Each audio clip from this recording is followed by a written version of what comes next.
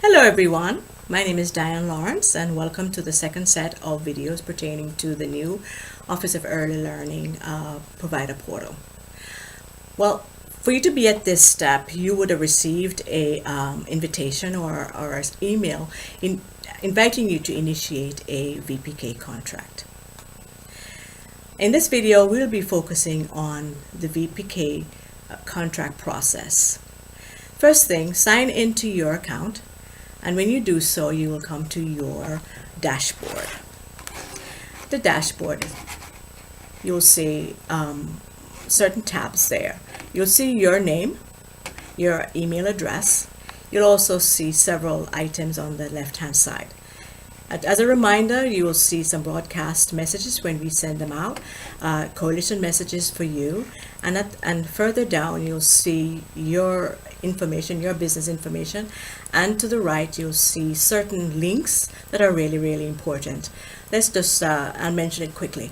The Bright Beginning website, the DCF website pertaining to VPK, and trainings, and the provider portal. Guide is also available. It's under updates, so some things will not be as informative as it should be, but hold tight, we will get there. And VPK readiness website. Well, today, because the focus is on VPK application, we are going to go over to the left and we're going to click on the VPK application link. And when you do that, you will see at the top again your name and email address, and you'll also see some information about your program here and what kind of contract you're going to be initiating. This will not appear in your account unless you have unless the coalition has initiated your contract. So here we go. Here we have the contract ID number. Then it also tells you the type of contract that you're going to be applying for. Here we also have some forms that are very familiar with you because you've used it, a paper form, in the past. The coalition, because of course you have to make sure that you're applying to the correct coalition. And of course the status is incomplete, which is okay because that's where you are at this point in time. When we initiated the contract, and the edit button is the action that you're going to be taking, and the 7/1/2017 is the school year, not necessarily when you start at this point in time. So let's go back to the edit button, and we press the edit button, and what will come up is another page that has several tabs of its own. First of all, you will see your name at the top right here, and then you will see the year that you're applying for in this contract.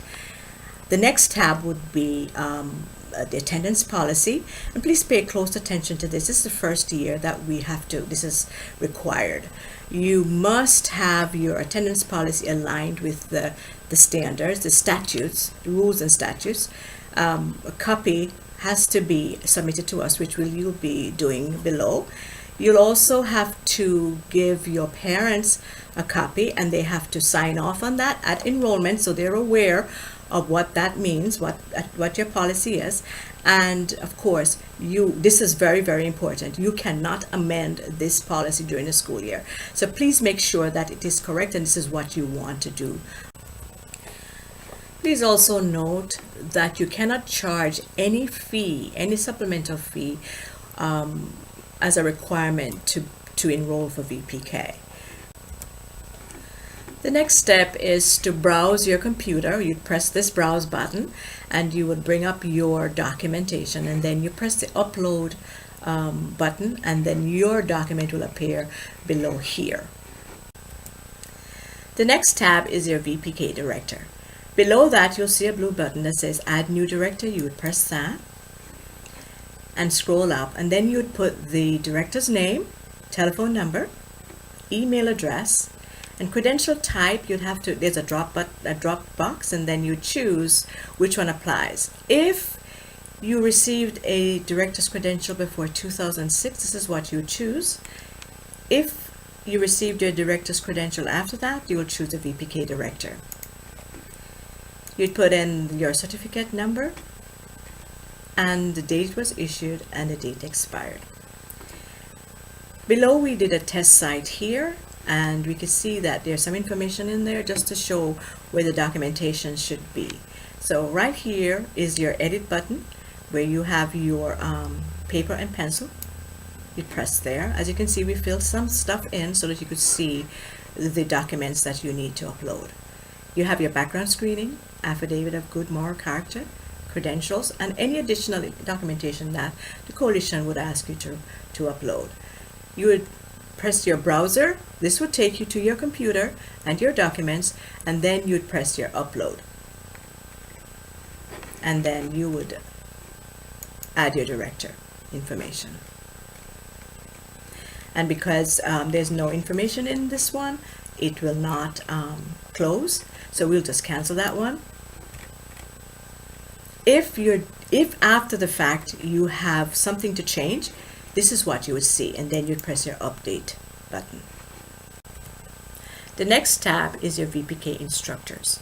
VPK instructors meaning lead teacher, assistant teacher, and substitute.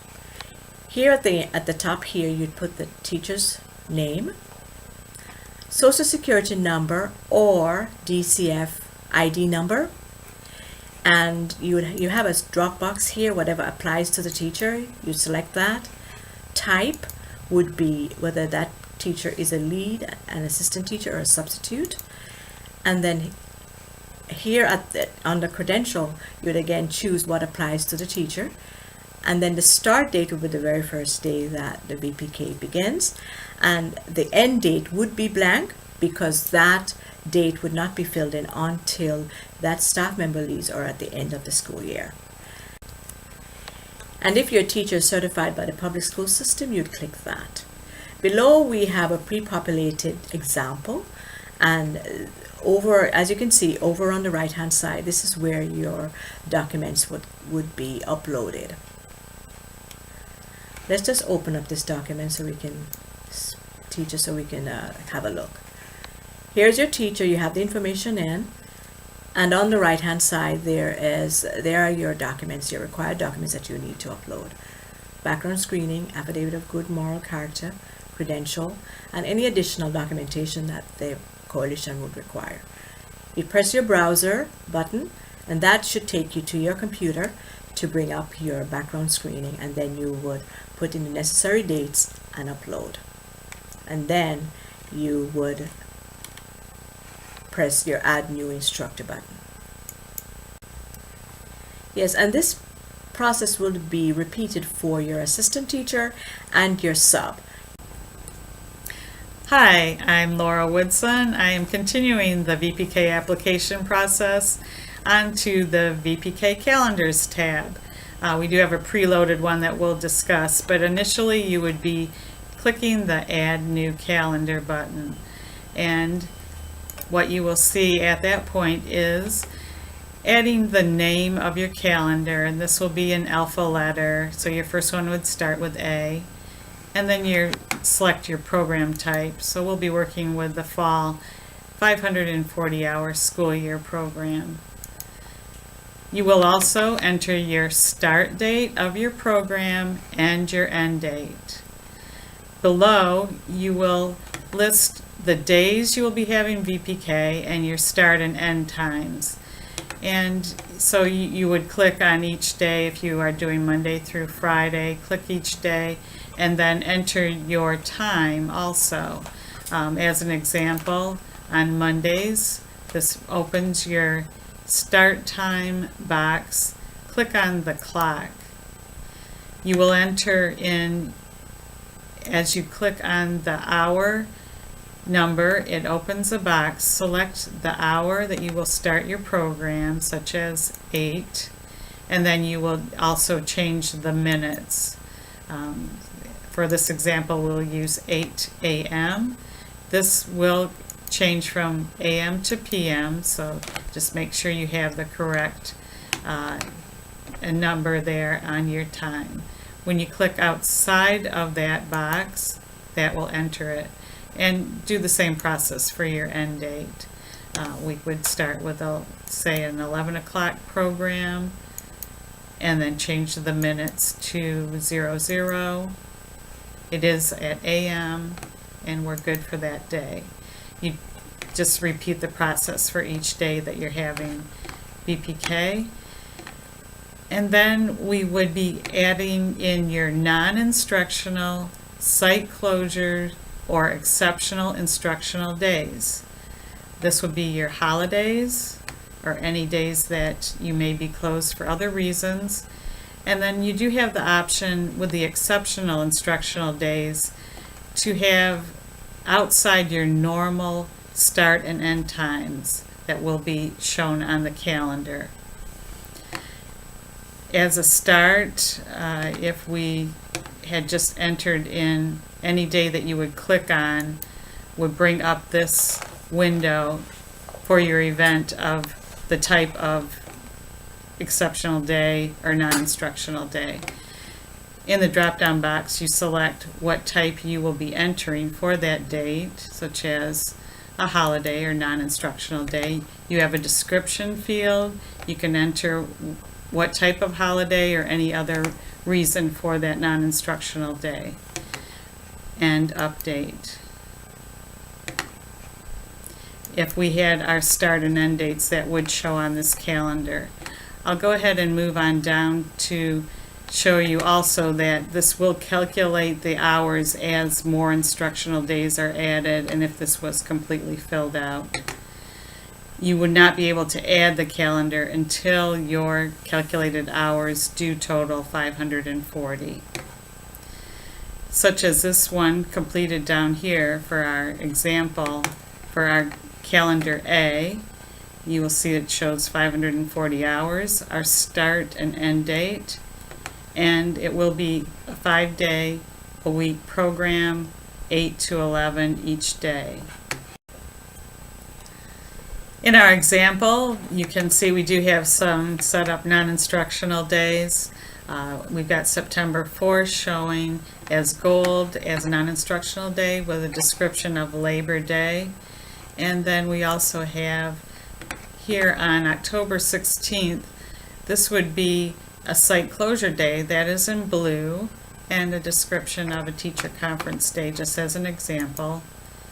We also have here in November some unusual instructional days just as an option, and these are hours outside the normal 8 to 11, right up against a holiday. To see this better, there is the list option, and this will also show you what days you have scheduled for holidays, any closures, what description you've added on. The unusual instructional days do show the time that you have that is outside your normal schedule.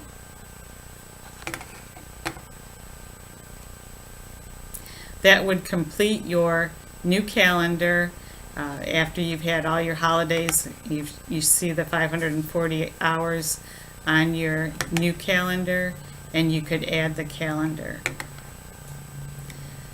Once you have your calendar set up, and you can do more than one calendar if you're having multiple classes, maybe on a Monday, Wednesday, Friday schedule, or a Tuesday, Thursday schedule, or a morning class, afternoon class. All of those separate calendars would be added.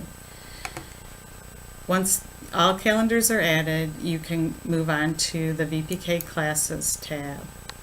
We have an example of a class already using the calendar set up, but initially you would click on the Add New Class. Again, you would enter in your ID for that class. You would choose the class calendar based on what you've already set up. We have one calendar set up, and that would be A. And then also the drop-down box would give you options for the curriculum that you had already chosen back in your provider profile. The class start and end dates will populate based on the calendar that you've already selected.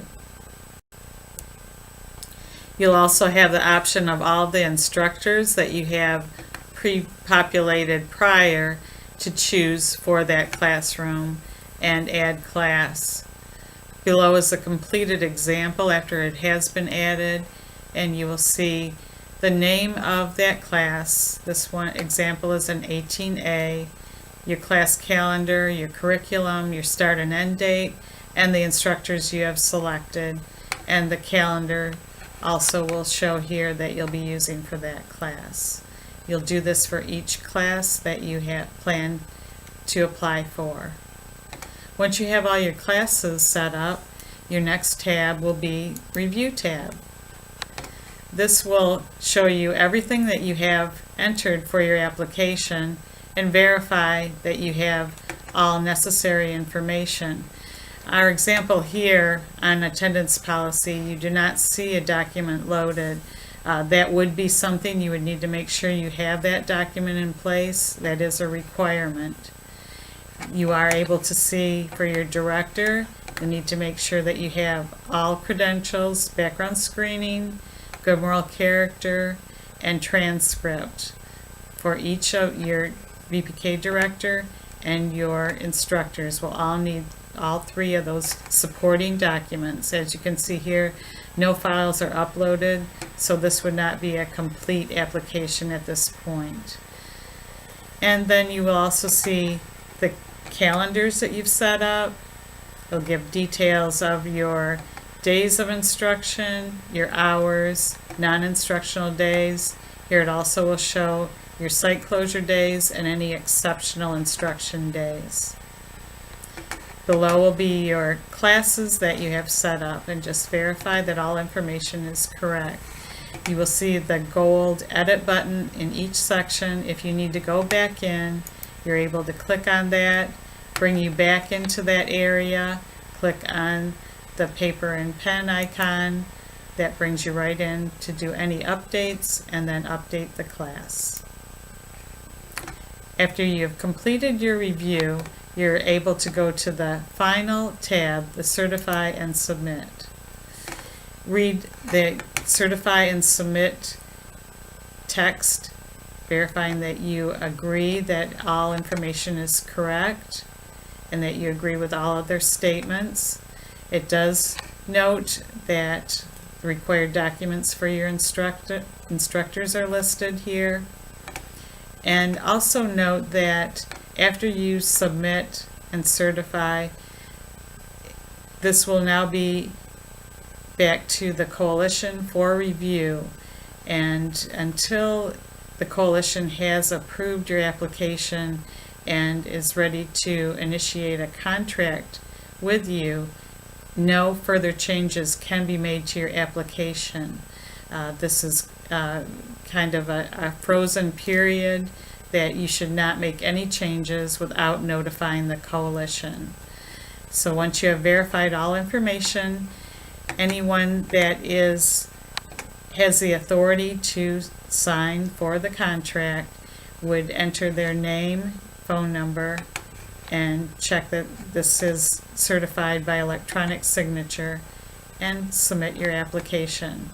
At that point, the coalition will be aware that you have submitted an application and will be reviewing it. You will receive an email at the point of any other additional information required, or that you are now able to begin to initiate your contract for your VPK program.